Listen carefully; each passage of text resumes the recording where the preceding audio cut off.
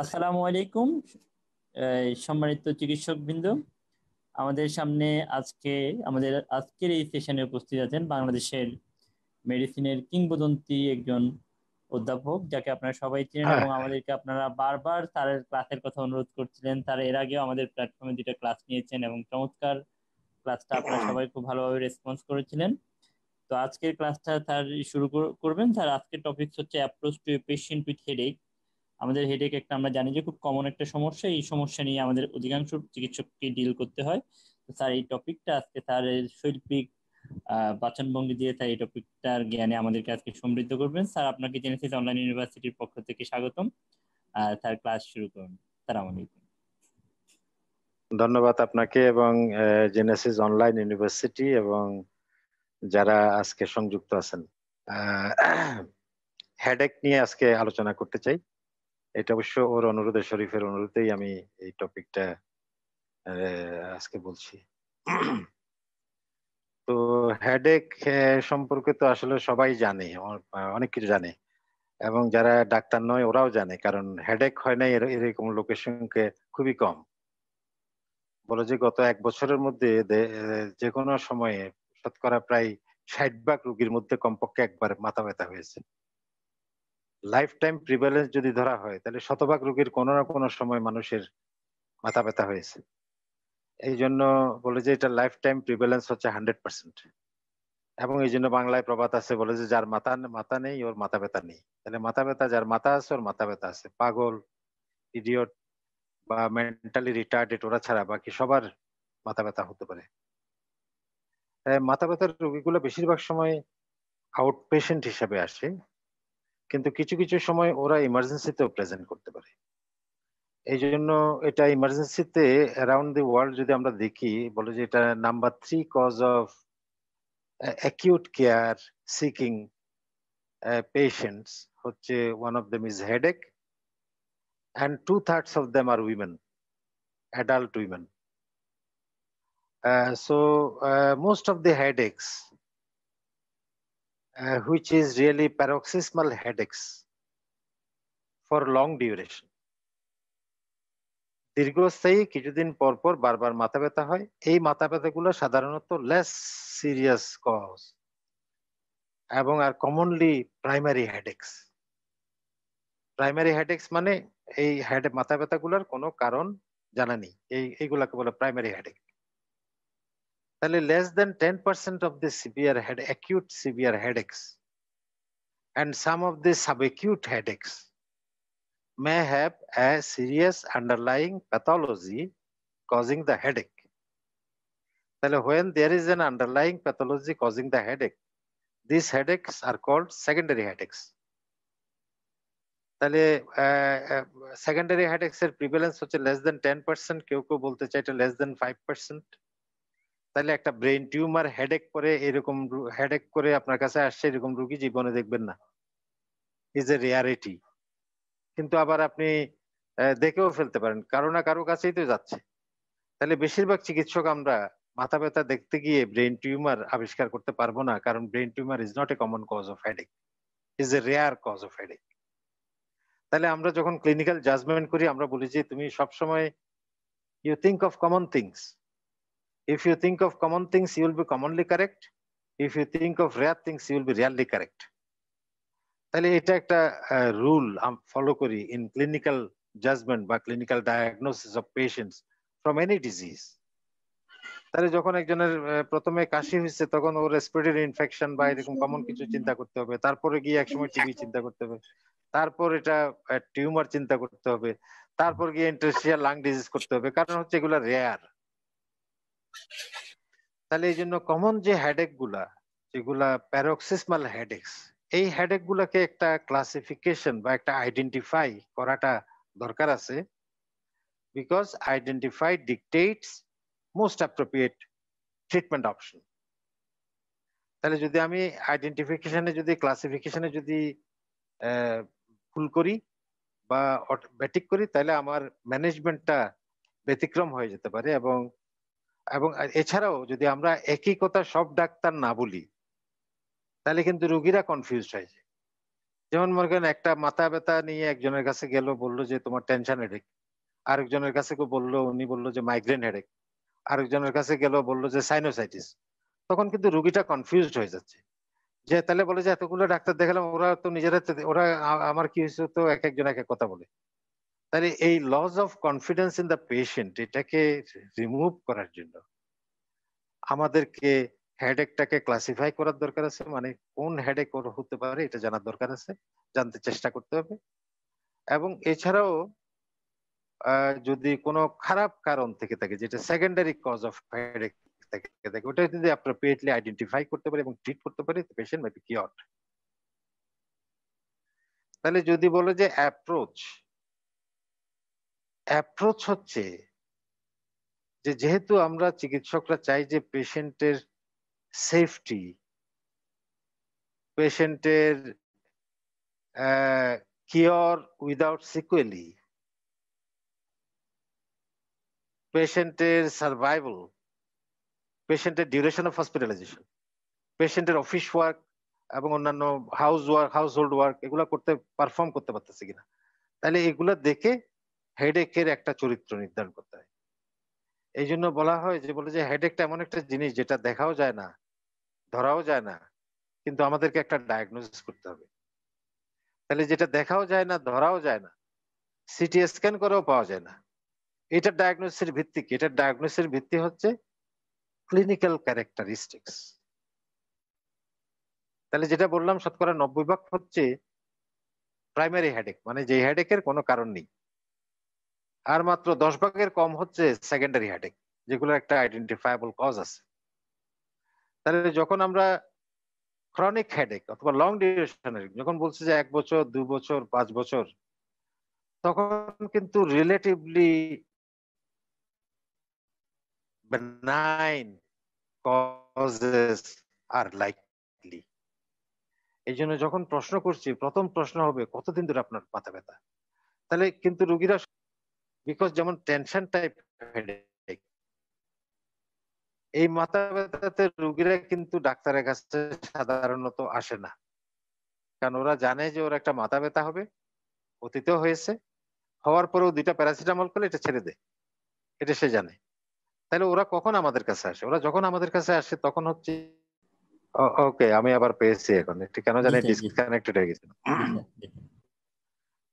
তাইলে ওই রোগীরা তখন মনে করে যে, কিরে আগে তো আমার মাসে একবার হইতো, এখন তো প্রত্যেক সপ্তাহে সপ্তাহে হচ্ছে। আগে তো সপ্তাহে 2 সপ্তাহে 3 সপ্তাহে হইতো, এখন সপ্তাহে 2-3 দিন হচ্ছে। আগে 2টা প্যারাসিটামল খেলে ছেড়ে দিত, এখন তো 2টা প্যারাসিটামল খেয়েও তো পুরো ভালো হয়ে যাচ্ছে না, কিছু থেকে যাচ্ছে। হ্যাঁ, তখন রুগীরা কনসার্ন হয়ে যায়। অথবা ওই সময় যদি কোনো রুগী ওর গল্প শুনে থাকে অথবা পত্রিকায় পড়ে থাকে যে ব্রেন টিউমার থেকেও হেডেক হতে পারে, তখন কিন্তু এসব রুগীগুলো সাধারণত ডাক্তারের কাছে আসে। তাহলে যখন আমাদের কাছে আসে ক্রনিক হেডেক যদি হয়ে থাকে, ওইটাকেই আমি আগে ধরি। তাহলে ক্রনিক হেডেক গুলা মানে হচ্ছে লং ডিউরেশন অফ হেডেক যদি হয়ে থাকে, এটা যদি প্যারক্সিসমাল মানে মাঝে মাঝে হয় আবার মাঝখানে ভালো থাকে, এরকম হেডেক যদি হয়ে থাকে, তখন এই হেডেক গুলা বলে যে 3 টাইপ অফ হেডেক। একটা হচ্ছে টেনশন টাইপ হেডেক, একটাকে বলছে মাইগ্রেন হেডেক, আরেকটা হচ্ছে ক্লাস্টার হেডেক। এটাকে যদি আহ আরো আমরা ব্রডেন, ট্রাইজেমিনাল নিউরালজিয়া নয় কিন্তু, তাহলে cluster headache one of the variant of this TS is trigeminal autonomic cephalalgia. তাহলে এটা গ্রুপ অফ ডিসঅর্ডার, আমি ওগুলোতে বেশি ডিপে যাব না, এটাকে ধরে রাখি যে এটা ক্লাস্টার হেডেক। তাহলে টেনশন হেডেকটা আমরা কিভাবে চিন্তা বুঝতে পারবো? তাহলে এটার কতগুলো চরিত্র আছে, যে এটার অনেকগুলো নাম আছে, যে নামগুলা দেখলেই আমরা এটার চরিত্র বুঝতে পারি। যেমন এই টেনশন টাইপ হেডেকটা কিন্তু সব রোগীর টেনশন থাকে না, বলে যে অর্ধেকের কম রোগীর সাধারণত টেনশনের সময় এই হেডেকটা হয়। এটা টেনশন ছাড়াও এটা হতে পারে।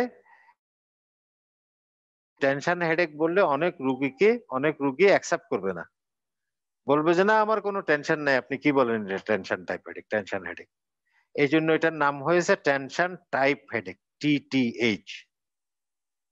তাহলে এই টেনশন টাইপ হেডেকের চরিত্র দেখতে গিয়ে এটার আরেকটা নাম হচ্ছে চেপে এইভাবে করে ধরে রেখেছে, অথবা মাথার ভিতরে একটা ব্যথা সহ, অশান্তি সহ, অস্বস্তি সহ একটা কষ্ট হচ্ছে। হ্যাঁ, এই জন্য এটার নাম হয়েছে। এবং এটাতে actually there is contraction of the occipitofrontalis muscle এবং বাইফ্রন্টালিস মাসলস, টেম্পোরালিস মাসল এবং অক্সিপিটাল মাসলস গুলাকে, যেসব মাসল গুলো আছে ওগুলো দে আন্ডারগো ট্রাকশন, স্পাজম। এবং এই কারণে এই মাথা ব্যথাটা যদি মেসেজ করে দেওয়া হয় তাইলে ওদের ভালো লাগে। তাইলে একটা নাম হচ্ছে muscle contraction headache. So patient will complain of vault, যে আমাকে চেপে ধরে রাখছে, আমার মাথা ফেটে যাচ্ছে এরকম। এবং এটা মেসেজ করলে ভালো লাগবে বা ঘুমালে ভালো হয়ে যায় সাধারণত।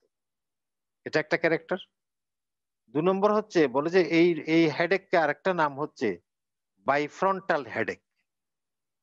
তাহলে রোগীকে যদি আমরা জিজ্ঞেস করি যে এটা একটা বলছে ফিজিক্যাল সাইন যে আপনার মাথা ব্যথাটা কোন জায়গায়, আপনি হাত দিয়ে ধরেন।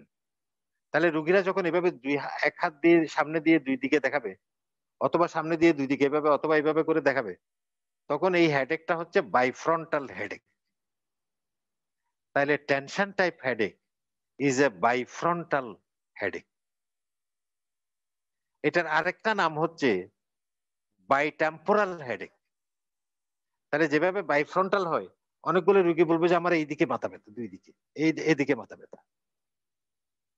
তাহলে এটা বাই টেম্পোরাল হেডেকও করতে পারে, অ্যাজ ওয়েল এস এটা করতে পারে, এটা অক্সিপিটোনিউকাল হেডেক করতে পারে। তাহলে আমরা বললাম যে অক্সিপিটাল বেলি অফ দি অক্সিপিটো ফ্রন্টালিস যে মাসেল, সেটা যখন স্ট্রেস হয়ে থাকে তখন পেইনটা নেক এন্ড হেড এইসব জায়গায় হতে পারে। এবং এটা যেহেতু এইসব জায়গাগুলোতে হয়, তাহলে এটাই বলে যে এটার আরেক নাম হচ্ছে এটা বাইলেটারাল হেডেক। তাহলে দুই দিকে যদি মাথা ব্যথা হয়, এটা most likely to be a tension type headache. এটার আরো কতগুলো ক্যারেক্টার আছে, বলে যে আরো কতগুলো নাম।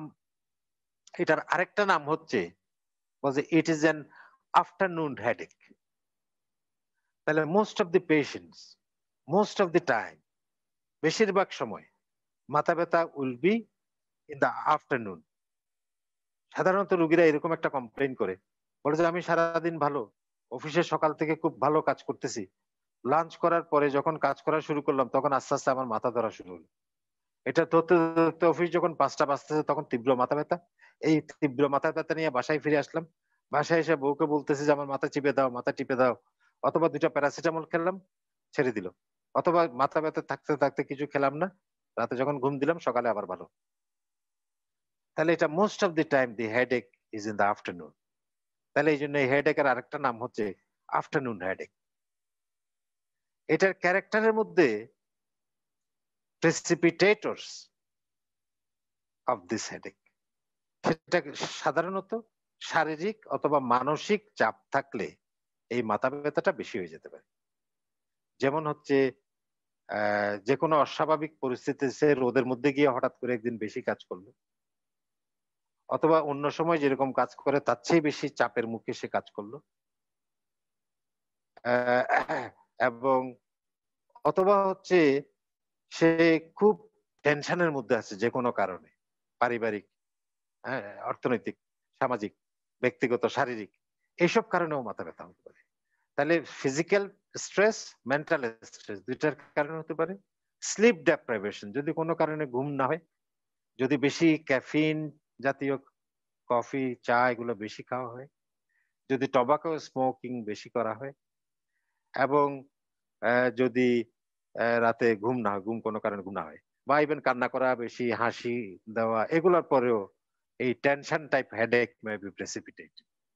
তাহলে এইসব যদি এই টেনশন টাইপের হেডেকে কতগুলো জিনিস থাকে না, তার মধ্যে মোস্ট ইম্পর্টেন্টলি হচ্ছে ওদের রেয়ারলি বমি অথবা নওশিয়া এটা থাকে না। এবং এদের কতগুলো অটোনমিক ফিচার, যেমন ফেসিয়াল সোয়েটিং এবং আই চেঞ্জেস অথবা আরো অসুবিধাগুলা ওদের থাকে না। এই টেনশন টাইপ হেডেক গুলা অনেকগুলো রুগী অনেক সময় ওদের ব্লাড প্রেশার মাপলে ওই সময় প্রেশারটা বেশি পাওয়া যায়। কারণ হচ্ছে যে স্ট্রেস ওর মাথা ব্যথা করিয়েছে, সেই একই স্ট্রেস টেম্পোরারি এলিভেট দি ব্লাড প্রেশার। এই জন্য এই পেশেন্ট গুলা হেডেক নেকেক নিয়ে প্রেজেন্ট করে, মাপলে পাওয়া যায় 160-100 ব্লাড প্রেশার। অনেকে কিন্তু ব্লাড প্রেশারের ওষুধ দিয়ে দিচ্ছেন। এটা করা যাবে না, কারণ ব্লাড প্রেশারের ডেফিনেশন হচ্ছে is a sustained elevation of blood pressure.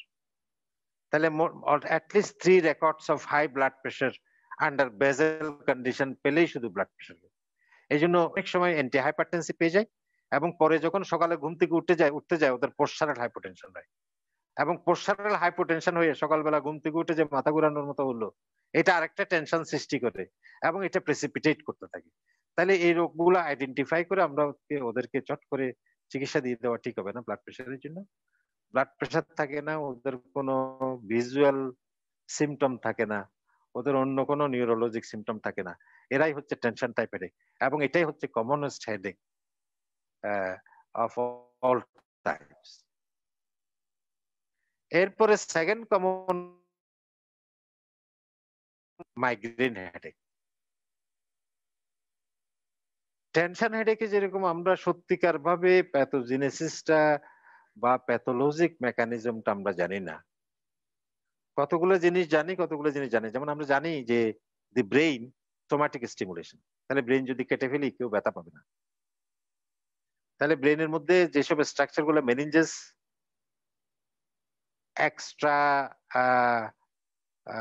extra brain blood vessels, intracranial also, some of the intracranial also, cerebral also, the vault of the skull, external meninges, skin, soft tissue, these are pain sensitive structures. So in migraine there occurs a spontaneous vasospasm. বেশিক্ষণ vasospasm থাকার পরে যে হাইপক্সিমিয়া হয়, ওটার কারণে lactic acid বেড়ে যায়, এই জন্য followed by there is a vasodilatation. তাহলে মাইগ্রেনে যেটা হেডেক হয় সেটা হচ্ছে is a vasodilatation headache because of the stretching of the nerve ending in the blood vessel wall. তাহলে এই জন্য মাইগ্রেনের যে ওষুধগুলো আছে, যেমন আর্গোটামিন একটা ড্রাগ, অনেক পুরানো ব্যবহৃত হতো, সেটা হচ্ছে ভাসোস্পাস্টিক ড্রাগ, ভেসেলকে কন্ট্রাক্ট করতে পারে। তাহলে মাইগ্রেনে যদি ভেসেলকে কন্ট্রাক্ট করে দেওয়া হয় তাহলে কিন্তু মাইগ্রেনের ব্যথাটা চলে যায়। এই জন্য migraine is a vascular headache. এটারও ডাইরেক্ট কোনো এটিওলজি নেই, এটার অনেক ধরনের ম্যানিফেস্টেশন আছে, অনেক ধরনের মাইগ্রেন আইডেন্টিফাই হয়েছে, বলছে অ্যাটলিস্ট 18 রকম। তাহলে ওদিকে আমাদের যাওয়ার দরকার নেই। আমরা সবচেয়ে যেটা দুইটা কমন মাইগ্রেন, একটাতে হচ্ছে বলছে উইথ অরা, ওরা মনে হয় হচ্ছে প্রি হেডেক সিমটমস। তাহলে প্রি হেডেক সিমটম যাদের থাকছে ওদেরকে বলছে হেডেক উইথ অরা, আর যাদের প্রি হেডেক কোনো সিমটম থাকতেছে না, হেডেক দিয়ে সিমটমটা শুরু হয়, ওদেরকে বলছে হেডেক উইদাউট অরা। তাহলে যাদের যেসব মাইগ্রেন হেডেক গুলা উইথ অরা হবে তাদেরকে বলা হচ্ছে ক্লাসিক্যাল মাইগ্রেন, আর যেই হেডেক গুলা উইদাউট অরা হবে তাদেরকে বলা হচ্ছে কমন মাইগ্রেন। এই দুটাই হচ্ছে কমনেস্ট টাইপস অফ মাইগ্রেন। এছাড়া আরো কয়েক রকমের মাইগ্রেন আছে, যেমন অ্যাবডোমিনাল মাইগ্রেন আছে, যেমন মনে করেন যে ক্লাস্টার হেডেক, এটাও এক ধরনের মাইগ্রেন বলতে পারেন, এবং হেমিপ্লেজিক মাইগ্রেন আছে, মাইগ্রেন উইথ সিজার ডিসঅর্ডার আছে, এরকম অনেকগুলো টাইপের মাইগ্রেন আছে, এবং এর মধ্যে কমন হচ্ছে ক্লাসিক্যাল এবং কমন মাইগ্রেন। তাহলে ক্লাসিক্যাল এবং কমন মাইগ্রেনে যে প্রিমনিটরি সিমটম যেটা ক্লাসিক্যালে হচ্ছে, এটা বিকজ অফ দি ভাসোস্পাজম।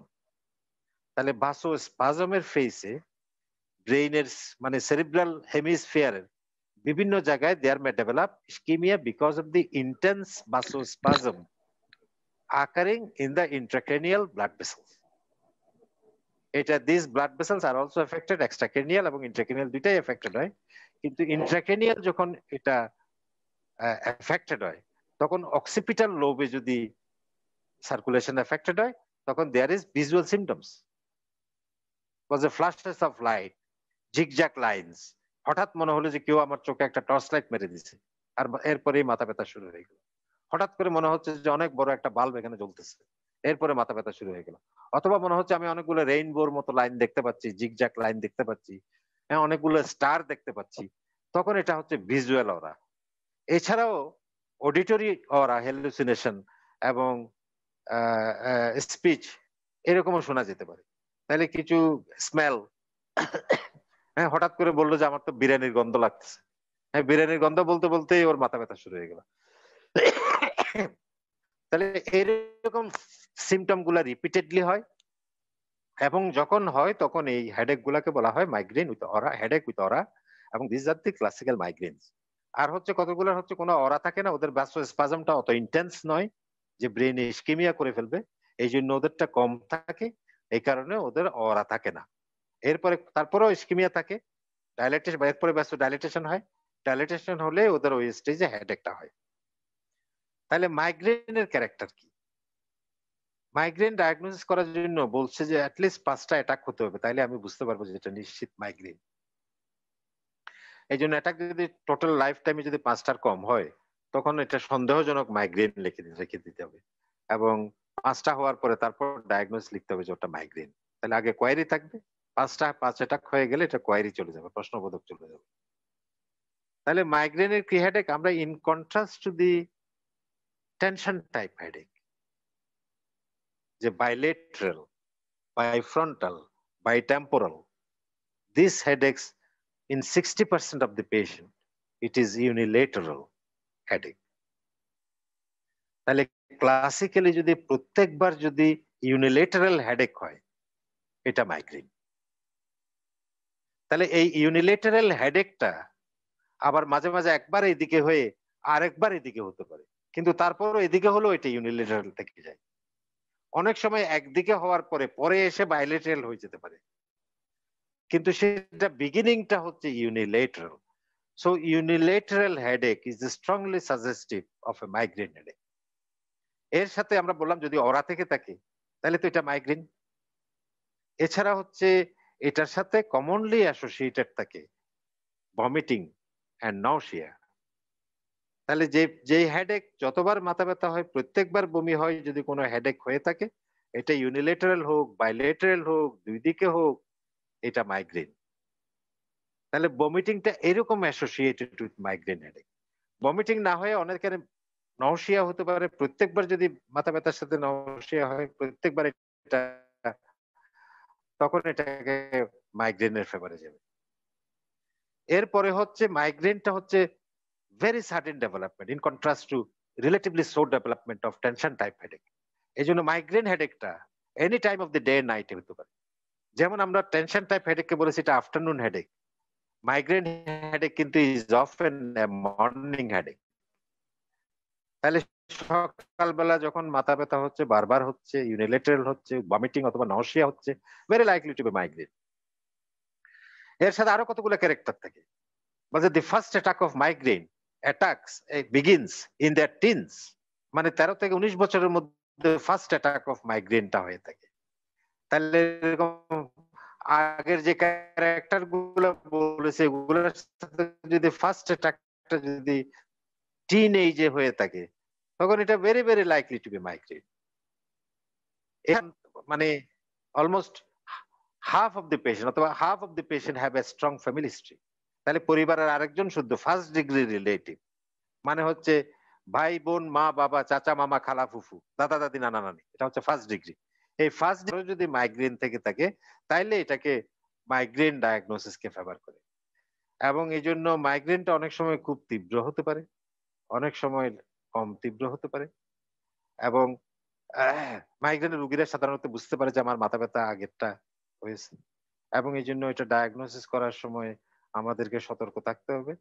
সতর্ক থেকে যদি ডায়াগনোসিস করা হয়, এটার জন্য যে চিকিৎসা আছে ওই চিকিৎসাগুলোকে বলা হয় অ্যাবোর্টিভ মেডিকেশনস, মানে to abort an attack, to terminate an attack of headache. আর কতগুলা হচ্ছে প্রিভেন্টিভ মেডিকেশনস। তাহলে আমরা অল টুগেদার মাইগ্রেন হেডেক ভালো করে ফেলতে পারি না। কি করতে পারি? কতগুলো প্রিভেন্টিভ ড্রাগ আছে, এগুলো যদি দেওয়া যায় তাহলে মাইগ্রেনটা বারে কম হবে, তীব্রতা কম হবে। Frequency and severity of migraine will be reduced by using prophylactic drug. Patient is still may have attacks of migraine. We cannot eliminate altogether at the same time. তাহলে মাইগ্রেন হেডেক হলে যদি ওদেরকে একটু ভালো করে প্রথমবার বা দ্বিতীয়বার পরীক্ষা নিরীক্ষা করে দেখতে হয়, ফান্ডোস্কোপি করতে হয় এবং নিউরোলজিক এক্সামিনেশন করতে হয়, কারণ যদি কোনো নিউরোলজিক ডেফিসিট থেকে থাকে এই মাইগ্রেনকে বলা হয় symptomatic migraine. That means it becomes a secondary headache. এই জন্য মাইগ্রেন যদি প্রথমবার টিন এজে না হয়ে দেরিতে হয়, 50 বছরের পরে যদি প্রথমবার মাইগ্রেনের মতো হেডেক হয়, you need to think of something else than migraine. You need to investigate those patients. You need to physically examine those patients and do an ophthalmoscopy to exclude papilledema, which can be done on the bedside. তাহলে migraine headache এটা হচ্ছে next common headache in the world. তাহলে কিছু রোগীর মধ্যে migraine headache এবং tension type headache দুইটাই থাকতে পারে। কারণ মাইগ্রেন হলো টেনশন টাইপ হবে, হেডেক হবে না এরকম কোনো কথা নেই, অথবা টেনশন টাইপ হেডেক যারা আছে তার মাইগ্রেন হবে না এরকম কথা নেই। তাহলে একটা সিগনিফিকেন্ট প্রপোর্শনের মধ্যে দুইটা একসাথেই থাকে, এইটাকে বলা হয় মিক্সড হেডেক। তখন এই দুইটা যখন একসাথে থাকে একই রোগীর মধ্যে, তাহলে কিছু অ্যাটাককে আমরা আইডেন্টিফাই করি অ্যাজ টেনশন টাইপ হেডেক, কিছু অ্যাটাককে আইডেন্টিফাই করি অ্যাজ মাইগ্রেন হেডেক। যখন দুইটাই আছে এরকম যখন আইডেন্টিফাই করে ফেলবো তখন আমরা ওকে বলবো মিক্সড হেডেক। তাহলে মিক্সড হেডেক এগুলোর আউটকাম ভালো, এবং প্রাইমারি হেডেক গুলাতে একটা কাউন্সেলিং পেশেন্টদেরকে সবসময় করতে হবে, বলতে হবে যে আমরা নিশ্চিত যে এই মাথা ব্যথাটা বেড়ে অন্য কোনো অসুবিধা ভবিষ্যতে আপনার হবে না, এটা নিশ্চয়তা দিতে হবে। 2 নম্বর নিশ্চয়তা হচ্ছে এটা একদম এই মাথা ব্যথা ভবিষ্যতে আবার হবে না, এটা করা সম্ভব নয়, এটা করার দরকার নেই। এটা যখন হবে তখন ওষুধ খেয়ে ফেলতে হবে, কষ্ট না পেয়ে আপনার কাজকর্ম যেন আপনার স্বাভাবিক থাকে সেই চিকিৎসা আছে। এবং ওদেরকে চিকিৎসা দেওয়ার সময় একটা চিকিৎসা পদ্ধতি, এটাকে বলে সেলফ ম্যানেজমেন্ট ট্রেনিং। তাহলে রোগীদেরকে ফুললি ইনফর্মড করে একটা সেলফ ম্যানেজমেন্ট ট্রেনিং যদি আমরা দিয়ে দিতে পারি, এই রোগীগুলার বারবার ঘুরে ঘুরে বিভিন্ন জায়গায় চিকিৎসা নেওয়া, ইন্ডিয়ায় চলে যাওয়া, হ্যাঁ বারবার সিটি স্ক্যান এমআরআই করা, এগুলার থেকে ওদের কষ্ট পাওয়া এবং হার্মফুল ড্রাগ গুলা ব্যবহার করা থেকে ওদেরকে বিরত করতে পারি। তাহলে চিকিৎসাকে শুধু রোগী ভালো করে ফেলা কোনো সবসময় উদ্দেশ্য নয়, অনেক সময় রোগীকে ম্যালট্রিটমেন্ট থেকে রক্ষা করাটাও আমাদের একটা উদ্দেশ্য, ওর টাকা খরচ বাঁচিয়ে দেওয়াটা একটা উদ্দেশ্য। এই সব উদ্দেশ্যগুলোকে একসাথে সফল করতে চেষ্টা করতে হবে। সেটার গ্লোরিয়াস এক্সাম্পল হচ্ছে এই টেনশন টাইপ হেডেক এবং মাইগ্রেন হেডেক, যেখানে ডাক্তারের একটা অ্যাসিউরেন্স এবং reassurance can give a big lot. 3 নম্বর আমরা টাইপ অফ প্রাইমারি হেডেক এবং relatively common headache, it is still more than, যদিও এটা টোটাল সব সেকেন্ডারি হেডেক গুলো তার চেয়ে কম, কিন্তু যে কোনো একটা টাইপ অফ সেকেন্ডারি হেডেকের চেয়ে এটা বেশি প্রিভ্যালেন্ট। এটাকে বলা হয় ট্রাইজেমিনাল অটোনমিক ক্যাফালজিয়াস, টিএসি।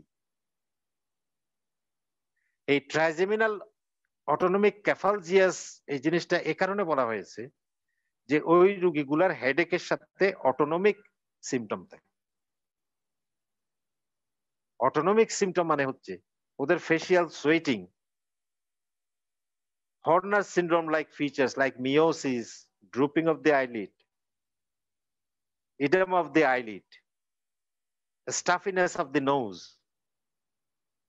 এবং রেস্টলেসনেস, এগুলা সব একসাথে অটোনমিক ফিচার্স, পালপিটেশন, এগুলা যদি তাহলে হেডেকের সাথে যদি অটোনমিক ফিচার্স থাকে, এই হেডেককে বলছে টিএসি। তার মধ্যে ভেরিয়েন্ট হচ্ছে ক্লাস্টার হেডেক। তাহলে ক্লাস্টার হেডেকটা একদিক দিয়ে মাইগ্রেন হেডেকের মতো, কোন দিক দিয়ে? সেটা হচ্ছে অফেন ইউনিলেটারাল ইন ডিস্ট্রিবিউশন, যে একদিকে হয়। কিন্তু মাইগ্রেনে যেমন একদিকে হয়ে মাথার উপরে বিভিন্ন জায়গায় হইতে পারে, এই ক্লাস্টার হেডেক গুলো সাধারণত সুপ্রা অরবিটাল এবং অরবিটাল হেডেক হয়, খুব অল্প সময়ের মধ্যে বেশি হয়ে যায়, এবং এটা সাধারণত ওষুধ খাক আর না খাক 3 ঘন্টার মধ্যে ভালো হয়ে যায়। This is in contrast to other 2 types of headache. যে ওই হেডেক গুলাতে সাধারণত ওষুধ না খেলে অথবা ঘুম না আসলে ওই মাথা ব্যথা সহজে ছাড়তে চায় না, যেটা টেনশন টাইপ হেডেক এবং মাইগ্রেন টাইপ হেডেক। কিন্তু ক্লাস্টার হেডেকটা আপনি ওষুধ খান আর না খান 3 ঘন্টার মধ্যে শেষ হয়ে যাবে, এটা একটা ক্যারেক্টার। তাহলে in addition to being unilateral, supraorbital, orbital, it usually ends by 3 hours, 5 minutes to 3 hours এর মধ্যে শেষ হয়ে যেতে 5 minutes এর মধ্যে শেষ হয়ে যেতে পারে। একটা তীব্র মাথা ব্যথা হয়ে 5 মিনিটের মধ্যে আর নাই, কিছু নাই, মানুষে বিশ্বাসও করে না, বলছে কই কিছু নাই তো তোমার, এরকম হতে পারে। তাহলে এটার সাথে অ্যাসোসিয়েটেড ফিচার থাকবে এবং এই হেডেকটা ডেইলি অনেকবার হতে পারে, বলা যায় 8 বার পর্যন্ত হতে পারে এবং সাধারণত অল্টারনেট ডে বা সপ্তাহে 3 দিন 4 দিন 6 দিন এরকম হতে পারে। এই হেডেকটা অনেক সময় অ্যাওয়েকেন্স পিপল ফ্রম স্লিপ, রাতে ঘুমের থেকে উঠে মাথা ব্যথা হতে পারে। তাহলে এরকম যখন এবং কিছুদিন একটা ক্লাস্টার কয়েক সপ্তাহ ধরে কয়েকবার 10 বার 8-10 বার 20 বার 30 বার হয়ে আবার অনেক দিন ভালো থাকে, অনেক দিন পরে গিয়ে আবার হয়, কিন্তু এদের কোনো ভমিটিং সাধারণত থাকে না, কিন্তু থাকতে পারে অনেক সময়, রেয়ারলি, এবং এটা বাইলেটারালও হতে পারে অনেক সময়। তাইলে এটা ফ্রিকোয়েন্টলি দিনের মধ্যে কয়েকবার হবে, খুব অল্প ডিউরেশন থেকে চলে যাবে এবং ফ্যামিলি হিস্ট্রি থাকবে না, ইউজুয়ালি আফটার 30, এবং usually more in females in contrast two migraine headache and migraine headache which is more common in males. তাহলে এই ট্রাইজেমিনাল অটোনমিক ক্যাফালজিয়াস অথবা ক্লাস্টার হেডেক, এটাও thought to be both neurologic and vascular in etiology এবং is the type of primary headache. তাহলে এই তিনটা primary headache. তবে cluster headache যদি হয়, most of the patient, if it is occurring first time after the age of 30, there need to be an imaging of the brain should be done. CT scan করে ওর যে কোনো symptomatic headache নয় এটা exclude করার জন্য এটা করার দরকার আছে। তাহলে এটা হচ্ছে ক্রনিক হেডেক এরকম। আর যেসব হেডেক গুলো ইমার্জেন্সিতে আসে বা ভেরি সিভিয়ার হেডেক নিয়ে আসে, ওদেরকে যখন আমরা দেখতে যাব বা ওদেরকে দেখব, তখন দি ফার্স্ট অ্যাপ্রোচ বলছে look for the red flag signs, red flag symptoms and signs. তাহলে এটা শুধু এই রোগের জন্য নয়,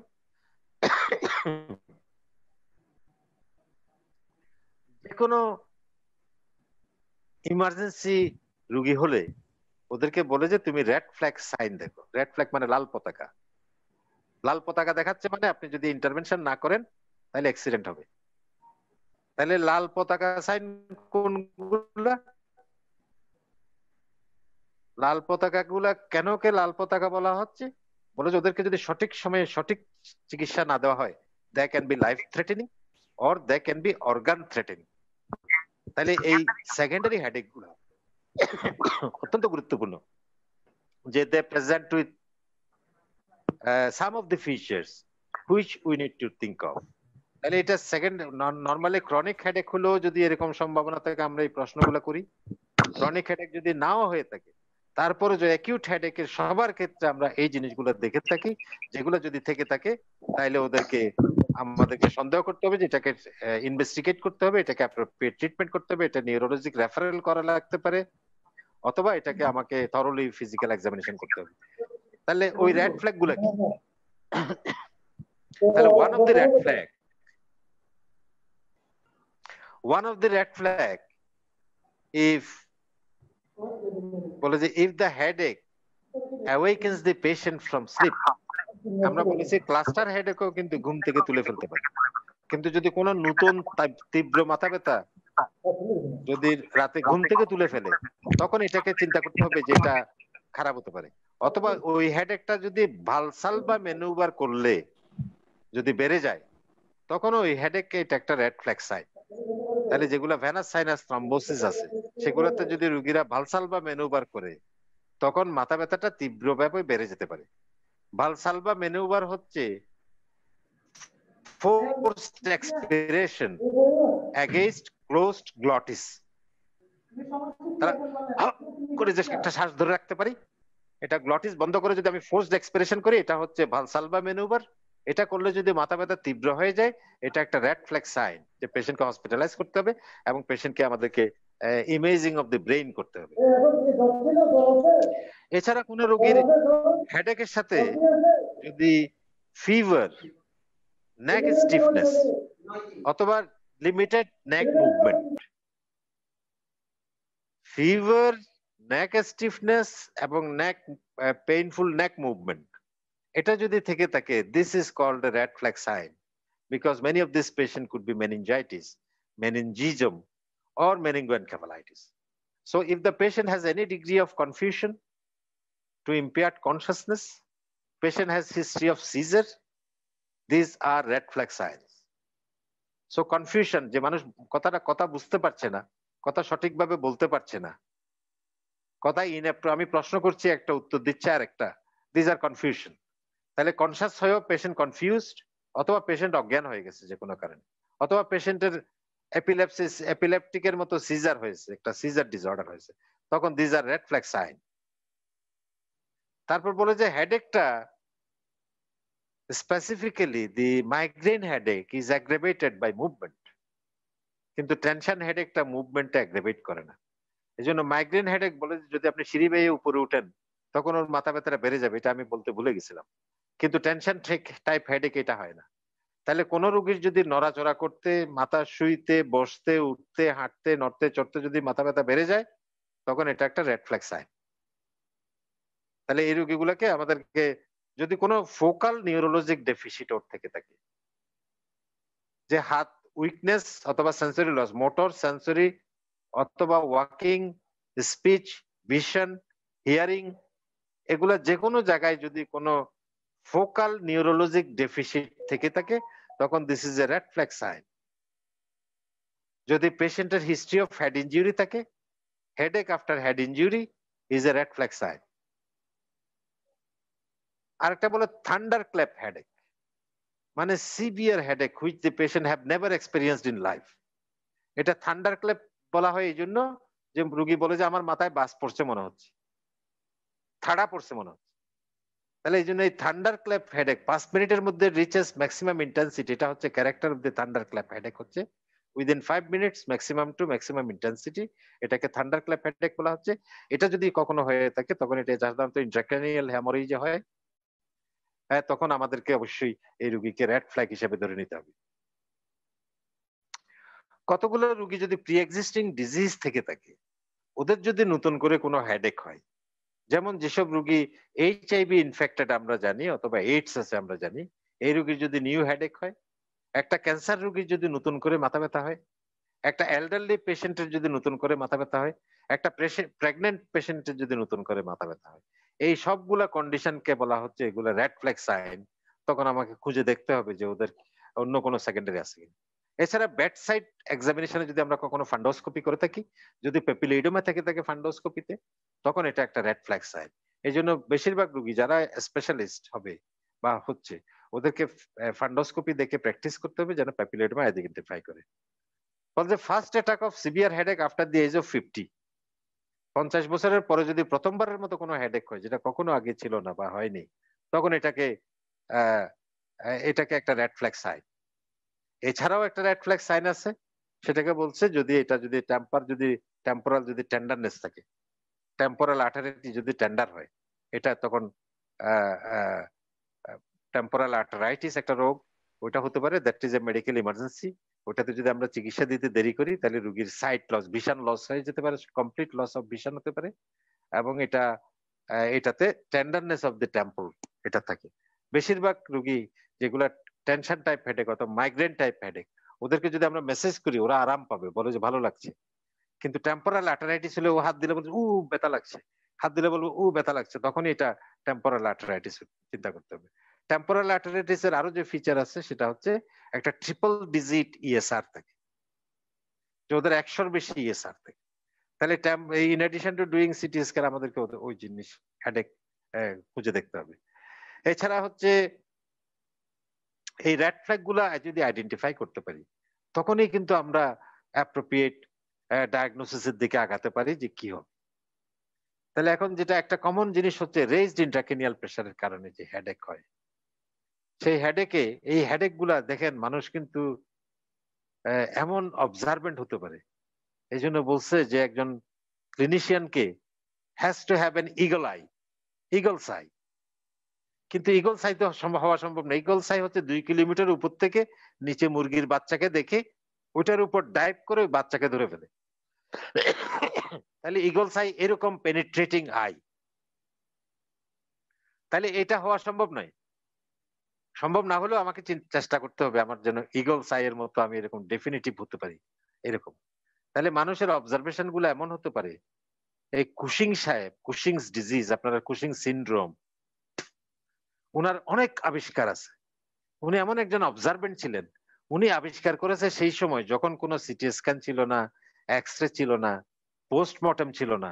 তখন উনি বলেছেন যে কোন রোগীর যদি হেডেক, ভমিটিং এবং ব্লাইন্ডনেস থাকে, লস অফ ভিশন থাকে, এটা হচ্ছে ব্রেইন টিউমার। তাহলে ওদের অবজারভেশনের ক্যাপাসিটি এমন ছিল যে মানুষ এটা কিন্তু তোমরা যে কেউ এটা হতে পারো if you develop this capacity to observe. তাহলে ক্লিনিশিয়ানদেরকে ওই ক্যাপাসিটিটা ইনভলভ, এখন সব ইনভেস্টিগেশন দিয়ে অনেক কিছু করা যায় কিন্তু ক্লিনিক্যাল আই এর কোনো বিকল্প করা যায় না। তাহলে এই হেডেকে ক্লিনিক্যাল আই অত্যন্ত গুরুত্বপূর্ণ। তাহলে ব্রেইন টিউমারে যদি হয় যে হেডেকটা হয়, সেই হেডেকের একটা স্পেশাল নাম আছে, সেটা বলছে morning after headache. That means patient is awaken from sleep with a headache. তাহলে এই হেডেকটা শুধু মর্নিং আফটার হেডেক এটা নয়, এটার সাথে থাকে এটাকে বলে প্রোগ্রেসিভ হেডেক। তাহলে কয়েক মাস ধরে ওর মাথা ব্যথা হচ্ছে, সকালে ঘুম থেকে উঠলেই দেখে একটা মাথা ব্যথা থাকে, আবার একটু নড়াচড়া করে ওয়াশরুম টাশরুম করতে থেকে সব ভুলে গেছে সে, সারাদিন কাজকর্ম সব ঠিকঠাক। আস্তে আস্তে দেখছে যে প্রথম 1 মাস 2 মাস ছিল মাথা ব্যথাটা এরকম কয়েক মিনিট থাকতো, এরপরে 2-1 মাস দেখলো যে মাথা ব্যথাটা আধা ঘন্টা 40 মিনিট থাকছে, এরপরে দেখলো যে মাথা ব্যথা 2 ঘন্টা 3 ঘন্টা থাকছে, এরপর দেখলো যে না মাথা ব্যথা একটা সারাদিন থেকে যাচ্ছে। তাহলে এরকম progressive morning after headache, the headache begins from awakening from sleep, এখান থেকে শুরু করে যদি প্রোগ্রেসিভ মর্নিং আফটার হেডেক হয়ে থাকে, এই হেডেকটা হচ্ছে ব্রেইন টিউমারের হেডেক হতে পারে। ব্রেইন টিউমার ছাড়াও বেনাইন ইন্ট্রাক্রেনিয়াল হাইপারটেনশন অথবা অন্য কোনো কারণে যদি হাইড্রোকেফালাস হয়ে থাকে, ওদের মধ্যে এরকম সিমটম হতে পারে। তাহলে এই ক্যারেক্টার অফ হেডেকের সাথে যেটা সিমটম থাকে সেটা হচ্ছে ভমিটিং। তাহলে মাইগ্রেনও ভমিটিং থাকে বলেছি আমরা, নশিয়া থাকে, ভমিটিং থাকে, কিন্তু এই ব্রেইন টিউমারের সাথে যে ভমিটিং থাকে এটা very different type of vomiting. এই ভমিটিংটা হচ্ছে বলছে প্রজেক্টাইল ভমিটিং। তাহলে প্রজেক্টাইল ভমিটিং মানে এমন নয় যে প্রজেক্টাইলের মতো গিয়ে অনেক দূরে গিয়ে পড়বে, এটা নয় প্রজেক্টাইল ভমিটিং। প্রজেক্টাইল ভমিটিং এর ডেফিনেশন হচ্ছে ভমিটিং উইদাউট নাউসিয়া। তাহলে সবার জীবনে এক্সপিরিয়েন্স আছে একটা বমি হওয়ার। তাহলে বমি হওয়ার আগে খারাপ লাগতে থাকে, একটা কোল্ড সোয়েট হয়, শরীর টরীর ঠান্ডা হয়, মাথা ঘুরায়, তারপর গিয়ে বমি হয়, বমি হলে শান্তি হয়ে যায়। তাহলে এই ব্রেইন টিউমারের যে ভমিটিং, এটাতে প্রথম দিকের যে বমি হওয়ার আগে যে বমি বমি হবে, নাউসিয়া, এটা থাকেই না। এই জন্য এটার নাম হচ্ছে প্রজেক্টাইল ভমিটিং। তাহলে রোগীটা এরকম হাঁটতেছে হাঁটতেছে হাঁটতেছে, পথে ওয়াক করে বমি করে দিয়ে আবার হাঁটা শুরু করে দিচ্ছে, আগেও কোনো অসুবিধা হলো না, পরেও কোনো অসুবিধা হলো। এরকম ভমিটিং যদি হয়ে থাকে, প্রজেক্টাইল ভমিটিং হয়ে থাকে উইদাউট নশিয়া যদি হয়ে থাকে, তখন it is suggestive of intracranial raised intracranial pressure. তাহলে এর সাথে ওটা যদি বেশি দিন থাকে, রেজড ইন্ট্রাক্রেনিয়াল প্রেসার হলে প্রথমে পেপিলিডেমা হয়ে যায়, এরপরে পেপিলিডেমা যদি আনট্রিটেড থাকে আস্তে আস্তে প্রোগ্রেসিভ হয়, তখন এটা সেকেন্ডারি অপটিক অ্যাট্রফি হয়ে ভিশন লস হয়। তাহলে কুশিন সাহেব যখন রোগীগুলা দেখেছে তখন সব ভিশন লস অবস্থায় দেখেছে। এই জন্য উনি বলেছে যে হেডেক, ভমিটিং, ভিশন লস, এটা মানে ব্রেন টিউমার। এরপরে দেখলো যে ভিশন টিউমার যদি নাও থাকে, এটা যদি পেপিলিডেমা থাকে অফথালমোস্কোপিতে, তখন এটা ব্রেন টিউমার বা রেজড ইন্ট্রাক্রেনিয়াল প্রেসার। তখন কি বললো? বললো হেডেক, ভমিটিং, পেপিলিডেমা, এই তিনটা যদি থেকে থাকে, এই ট্রায়াড যদি থেকে থাকে, এটাকেও এখনো কুশিং ট্রায়াড বলতেছে, যদিও কুশিং কোনোদিন ফান্ডাস দেখে নেই।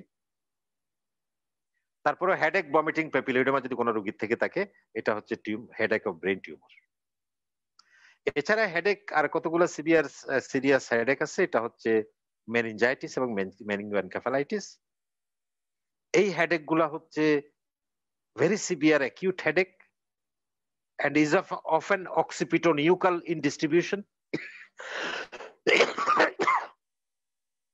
নেকের পিছনে অক্সিপিটোনিউকাল হেডেক হবে, তীব্র ব্যথা হবে, ভমিটিং হবে, রিপিটেড ভমিটিং হবে, অনেকবার ধরে ভমিটিং, অ্যাসোসিয়েটেড কনফিউশন থাকতে পারে এবং অ্যাসোসিয়েটেড ফটোফোবিয়া অ্যান্ড ফনোফোবিয়া এটা থাকতে পারে। এই ফনোফোবিয়া এটা আমরা মাইগ্রেনের সময় বলি না, মাইগ্রেনও কিন্তু এটা থাকতে পারে এবং এটা টেনশন টাইপ হেডেকে থাকে না সাধারণত। তাহলে ফনোফোবিয়া যদি থেকে থাকে, এটা প্রাইমারি হেডেক হলে এটা মাইগ্রেন হেডেক, সেকেন্ডারি হেডেক হলে এটা মেনিনজাইটিক হেডেক। তাহলে মেনিনজাইটিসের সাথে যদি শুধু মেনিনজাইটিস থাকে তখন অজ্ঞান হয় না, কিন্তু যদি এনসেফালাইটিস থাকে তখন রোগীরা অজ্ঞান হয়ে যায় এবং কনফিউশন হয়ে যায়। তাহলে ওই জিনিসটা চিন্তা করতে হবে। অ্যাজ ওয়েল অ্যাজ যদি ইয়াং পেশেন্ট হয়ে থাকে, এরকম থান্ডার ক্ল্যাপ হেডেক হয়ে থাকে, তাহলে এটা হচ্ছে subarachnoid haemorrhage is the reason. সেটা তো severe headache, occipitonuchal headache, vomiting, neck stiffness এবং other signs of meningeal irritation, এগুলোর সাথে যদি acute thunder clap headache, repeated vomiting, stiff neck or other signs of meningeal irritation, no DD, subarachnoid hemorrhage, তাহলে young হলে এটা berries aneurysm অথবা AV malformation, elderly হলে এটা কার্ডিওভাস্কুলার ডিজিজ এবং hypertension, diabetes, atherosclerotic cardiovascular disease, ASCVD, atherosclerotic cardiovascular disease, এটার কারণে হতে পারে। এছাড়া haemorrhage can be intraventricular, haemorrhage can be intracerebral, এগুলা তো ভেরি সিভিয়ার হেডেক হয়। ইসকেমিক স্ট্রোকে খুব কম হেডেক হয়, তারপরেও কিছু রোগীর হেডেক থাকতে পারে, বিশেষ করে যদি লার্জ হেডেক হয়, for example MCA territory stroke, middle cerebral artery territory stroke, তখন কিন্তু রোগীদের হেডেক থাকতে পারে। এছাড়া স্ট্রোক এবং ফোকাল নিউরোলজিক ডেফিসিটের সাথে যদি পারসিস্টেন্ট কন্টিনিউড সিভিয়ার হেডেক থাকে, সাইন্স অফ মেনিনজিয়াল ইরিটেশন না থাকে, তখন venous sinus thrombosis is a condition to be diagnosed. তাহলে ভেনাস সাইনাস থ্রম্বোসিস সন্দেহ করলে ওটা সাধারণত unremitting severe headache, maybe vomiting, visual disturbance এবং সাথে হচ্ছে কনফিউশন বা এগুলো থাকতে পারে। তখন এটা MRC কি বলে যে MRV করে, ম্যাগনেটিক রিজোনেন্স ভ্যানোগ্রাম করে আমরা এটা ডিটেক্ট করতে পারি। এছাড়া headache may arise from following trauma. ট্রমার পর হলে এটা কেন বলা হয়েছে red flag? Because many of these patients have intracranial hemorrhage, and by persistent intracranial hemorrhage can cause continued headache. In presence of intracranial hemorrhage during trauma, post-traumatic can cause headache. এই জন্য headache after trauma is a red flag sign. এছাড়া হচ্ছে systemic disease, যেমন যে কোনো কারণে জ্বর হলে একটা মাথা ব্যথা হতে পারে, যার কতগুলো মাথা ব্যথা আছে, তীব্র মাথা ব্যথা যেমন ডেঙ্গি ফিভার, চিকুনগুনিয়া, আদার ভাইরাল ফিভার, সর্দি কাশি জ্বর, এগুলো তো হেডেক হতে পারে। ওটা সাধারণত বাইটেম্পোরাল হেডেক, বাইফ্রন্টাল হেডেক, এবং এটা can be relieved with how to relieve it.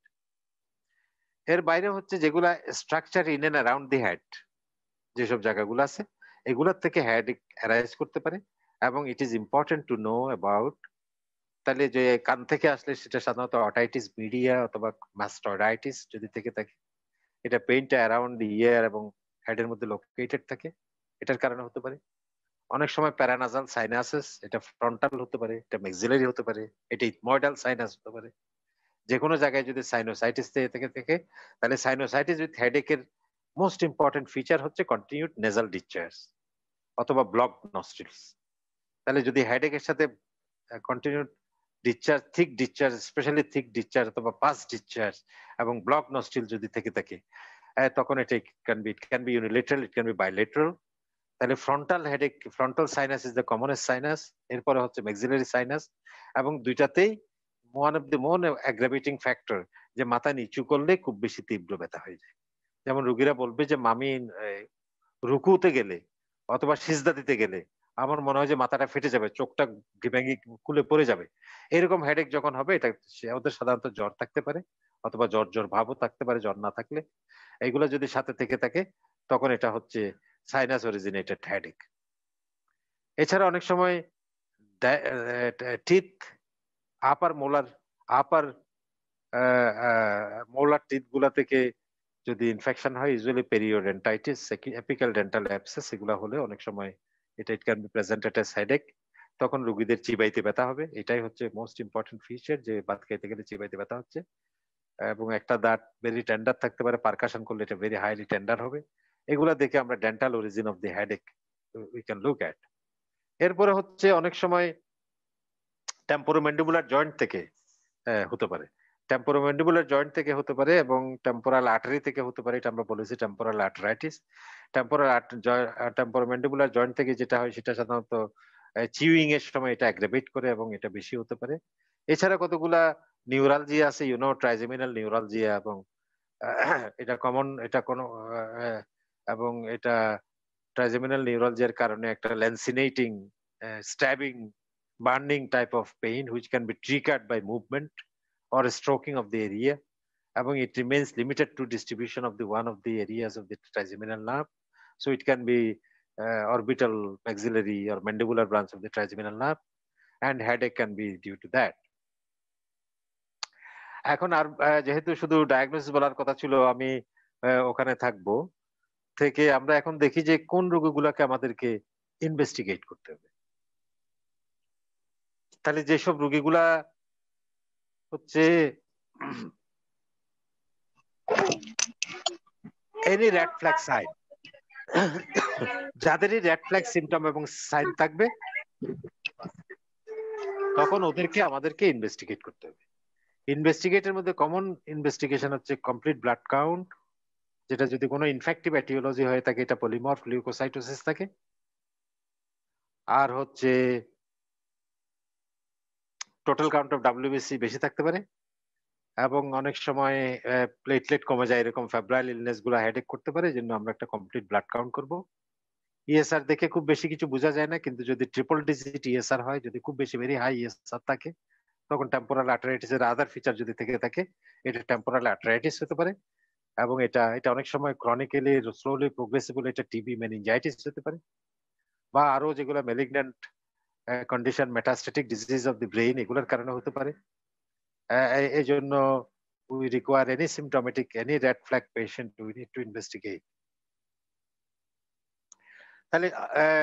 One of the most important thing to decide is when to image the brain in a patient of headache, because most of the headache, 90% of the headaches are benign primary headaches, so do not require a CT scan or MRI to diagnose, and all the secondary headaches must be imaged. এই জন্য secondary headache must be image কে, এবং secondary headache সবগুলো ধরতে গেলে আমরা শুধু secondary যেগুলো সন্দেহ করতেছে ওগুলো রেড ফ্ল্যাগ কে চিন্তা করলে হবে না, এর বিয়ান্ডও কিছু রোগীকে করতে হবে। তাহলে যাদেরকে আমরা রেড ফ্ল্যাগ দেবো ওদের সবাইকেই ইমেজিং অফ দি ব্রেইন করবো। ইমেজিং এর ব্রেইনের কমন ফর্মুলা হচ্ছে হেমোরেজ ইন দ্য ব্রেইন। এটা যখন আমরা সন্দেহ করবো, the best imaging is with CT scan, কারণ haemorrhage, specially subarachnoid haemorrhage, may be missed by MRI. আর এই হেমোরেজ ছাড়া অন্য সব ধরনের প্যাথোলজি, হেডেক প্যাথোলজি ডিফাইন করার জন্য সবচেয়ে ভালো হচ্ছে এমআরআই উইদাউট কন্ট্রাস্ট। তাহলে এমআরআই হচ্ছে best imaging investigation for headache, and CT scan for intracranial haemorrhage যখন আমরা সাসপেক্ট করব।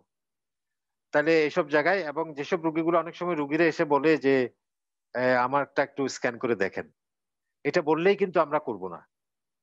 বললেই আমরা করব না এই জন্য যে সিটি স্ক্যান বা যেমন এখন আমরা কোভিড এর সময় অনেকগুলো চেস্ট সিটি করতেছি, একবার যদি এই চেস্ট সিটি অথবা ব্রেইন সিটি করি, তাহলে risk of life time development of cancer in 1 in 8,000। তাহলে 8,000 রোগীকে যদি আমি সিটি স্ক্যান করি, একজনের মধ্যে ব্রেইন ক্যান্সার হবে because of the radiological intervention. অথবা যদি 8,000কে যদি আমি সিটি স্ক্যান করি, একজনের ক্যান্সার হবে রেডিয়েশনের কারণে। তাহলে রেডিয়েশন ইজ এ রিস্ক। তাহলে রোগীকে এটা বলবো যে তোমারটা তো মাইগ্রেন ডায়াগনোস হয়ে গেছে, এটার জন্য কোনো করার দরকার নেই। তারপরেও যাদেরকে আমরা আপনারা কনভিন্স করতে পারবেন না, যারা কোনোভাবেই কনভিন্স হচ্ছে না, ওদের জন্য এক্সক্লুড করার জন্য, রোগীকে স্যাটিসফাই করার জন্য কিছু কিছু ক্ষেত্রে আমরা এমআরআই বা সিটি স্ক্যান আমরা করতে পারি। আর হচ্ছে লাম্বার পাংচার। তাহলে ফান্ডোস্কোপি দেখে যদি কোনো প্যাপিলোডেমা না থাকে, সব যেগুলা ফেব্রাইল ইলনেস, যেগুলোর মধ্যে নেক স্টিফনেস আছে, যেগুলা নেক মুভমেন্ট ইজ পেইনফুল, এবং যেগুলাতে আমরা কোনো স্পেসিফিক ডায়াগনোসিস পাচ্ছি না, এই সব ক্ষেত্রে persistent headache may invite a lumbar puncture. And lumbar puncture can be done at the emergency room in patients with suspected meningitis or encephalitis. তাহলে লাম্বার পাংচার করাটা খুব সহজ, এটা করতে সন্দেহ করবেন না, কনফিউজ করবেন না, এটা ইজিলি করে ফেলা যায়। এবং এটাতে শুধু নেকেড আই ইনস্পেকশনে যে ডায়াগনোসিস দিতে পারে। যদি আপনি দেখেন যে ফ্লুইড ইজ হেজি অথবা fluid is cloudy, you need not do anything else. You can diagnose meningitis. So naked eye inspection of the spinal fluid is an important investigation itself. So this is the চিকিৎসা হচ্ছে বেশিরভাগ সময় আমরা paracetamol use করব, না হলে অ্যানাসিডি use করব, অথবা মাইগ্রেনের স্পেসিফিক ড্রাগ আছে এগুলো ইউজ করব। বেশিরভাগ সময় শুধু অ্যাবর্টিভ মেডিকেশন, মানে একটু অ্যাবর্ট এন্ড অ্যাটাক করব। কিছু কিছু ক্ষেত্রে আমরা প্রোফাইল্যাকটিক ইউজ করব। সময় শেষ হয়ে গেছে, আমি যদি আর 5 মিনিট যদি কোনো প্রশ্ন নিতে চাই, আমি এখানে শেষ করলাম। You can ask me some burning questions if anybody asks one of them. So thank you very much. Thank you for a patient hearing for 1 hour. It's a long time to keep concentration. Still you, those sir. who have participated, I congratulate you. Thank you very much. Thank you sir. Sir আমাদের কিছু question ছিল, মানে আমাদের পেজে অনেকে question করছে, এর আগে আমরা এখানে কেউ কোশ্চেন করতে চাই কিনা আমরা সবাইকে আনমিউট করার সুযোগ করে দিচ্ছি। যদি আপনারা কোশ্চেন করতে চান তাহলে নিজেরা আনমিউট হয়ে কোশ্চেনটা করুন। কিন্তু 10টায় শেষ, আমি আর ওর বেশি করা যাবে না। আসসালামু আলাইকুম। ওয়ালাইকুম আসসালাম। Thank you sir, nice presentation. Sir আমার কোশ্চেনটা হলো স্যার, যে টেনশন টাইপ হেডেকের নামটা কি স্যার অ্যাংজাইটি টেনশনের জন্য হয়েছে, না পোস্টেরিয়র কিনা ফসার সিএসএফ প্রেসারের জন্য হয়েছে? না না না, এটার নাম হচ্ছে অনেক রোগীর টেনশনের কারণে এই হেডেকটা হয়। এবং ওরা যেটা টেনশন না হলো, যে ফিজিক্যাল এবং মেন্টাল স্ট্রেস বলতেছে, এটাকে এই জন্য এটাকে টেনশন টাইপ বলা হয়েছে। এই জন্য টেনশন হেডেক সহজে বলবেন না, কারণ বললে রোগীরা মানতে চাইবে না। ওদেরকে বলতে হবে যে এটা শুধু টেনশন নয়, টেনশন হলে এটা হতে পারে, মানে আপনার যে হেডেকটা আছে এটার নাম টেনশন টাইপ হেডেক, এটা যে কোনো টেনশন হলেই ভবিষ্যতেও আপনার হতে পারে। এই জিনিসটা বোঝানোর জন্য এটার নাম টেনশন টাইপ হেডেক করা হয়েছে। স্যার আরেকটা কোশ্চেন ছিল ছোট, সেটা হলো স্যার মাইগ্রেনের স্যার অরা এন্ড হেডেক ফেজে কোন ফেজে স্যার ভ্যাসোকনস্ট্রিকশন থাকবে আর কোন ফেজে ভ্যাসোডাইলেশন থাকবে? অরা ফেজটা হচ্ছে কনস্ট্রিকশন, হেডেক ফেজটা হচ্ছে ডাইলেটেশন। ডাইলেটেশন হচ্ছে ব্লাড ভেসেলটা ডাইলেট করে যায়, বলে ডাইলেট করলে ওর যে নার্ভ এন্ডিং গুলো আছে ওগুলো স্ট্রেসড হয়ে যায়, স্ট্রেসড হয়ে পেইন হয়, এটা হচ্ছে ভ্যাসোডাইলেটেশন পেইন। এই জন্য যা আমরা যে ওষুধ ইউজ করি এগুলো হচ্ছে ভ্যাসোকনস্ট্রিক্টর। এই জন্য সুমাট্রিপটান, জলমিট্রিপটান, যেসব ড্রাগ গুলো আছে, ট্রিপটানস, আর্গোটামিন, এগুলো সব vasoconstrictor, selective vasoconstrictor. Thank you so much sir. আসসালামু আলাইকুম স্যার। ডাক্তার মোহাম্মদ সালাউদ্দিন, আপনি একটা হাত তুলেছেন, আপনি কোশ্চেনটা করুন। স্যার এই ট্রাইজেমিক কেফালজিয়া এটার একটু প্যাথোজেনেসিসটা যদি বলতেন স্যার। এটা কিছু রোগী দেখি আমরা এন্ডোমেথাসিনে খুব ভালো রেসপন্ড করে, কিছু রোগী একেবারেই করে না। প্যাথোজেনেসিসটা কি আসলে?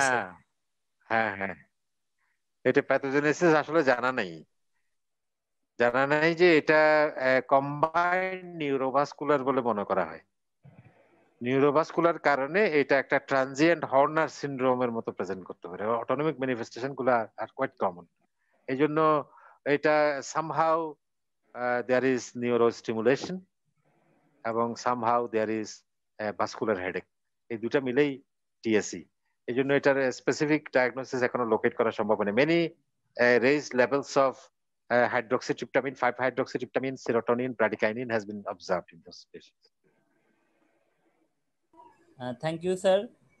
স্যার আজকের এই সেশনের জন্য আপনাকে অসংখ্য ধন্যবাদ স্যার। আমাদের হচ্ছে অনেকগুলো কোশ্চেন ছিল, যদিও আমাদের সময় প্রায় শেষ, এই জন্য। স্যার একটা শেষ কোশ্চেন, সেটা হচ্ছে আমাদের এই হেডেক উইথ হাইপার টেনশনের পেশেন্ট যারা টেনশন হেডেকের কারণে, এসব ক্ষেত্রে স্যার অবজারভেশনের ক্ষেত্রে কি আমাদের কোনো ড্রাগ অফ চয়েস আছে, বা আমরা কি ইউজ করবো যদি অ্যান্টি হাইপারটেনসিভ না দিই? No drug. You have not yet diagnosed the patient.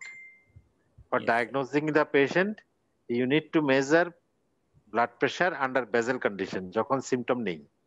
সকালে ঘুম থেকে ওঠার পর বা দিনের অন্যান্য সময় যখন ভালো আছে, কোনো অসুবিধা লাগতেছে না, ওই সময় দেখতে হবে।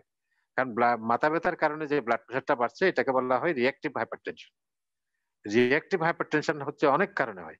যেমন আমি এখন রেগে গেলাম আপনার উপর, আমার ব্লাড প্রেশার বাড়বেই যদি আমার হার্টের অসুখ না থাকে। তাহলে হার্ট অসুখ থাকলে, হার্ট ফেলিওর থাকলে অনেক সময় না বাড়তে পারে, আদারওয়াইজ বাড়বেই।